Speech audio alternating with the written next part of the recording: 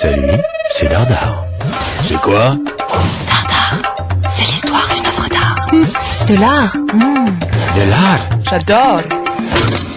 Ce que vous avez sous les yeux n'est pas un jouet d'enfant, c'est une sculpture en bois de tilleul d'1 mètre de long sur 1,20 m de haut. Ce Christ des rameaux date de la fin du XVe siècle, c'est Jésus entrant dans Jérusalem tel qu'on le célèbre dans le monde chrétien à partir du IVe siècle en organisant des processions lors du dimanche des rameaux.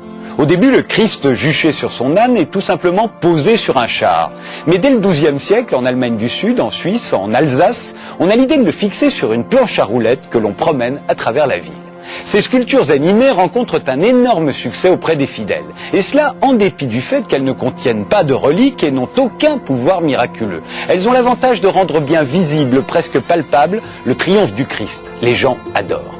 Mais cela ne va pas durer. La réforme protestante, puis la contre-réforme, catholique cette fois, vont avoir raison des ânes à roulettes. Les protestants veulent en finir avec les images religieuses dont la vénération est taxée d'idolâtrie. Ils détruisent donc ces palmesels, c'est le nom allemand des ânes aux rameaux. Dans la foulée, côté catholique, on ne va pas tarder à en faire autant. Motif, ils transforment la procession en véritable défilé de carnaval.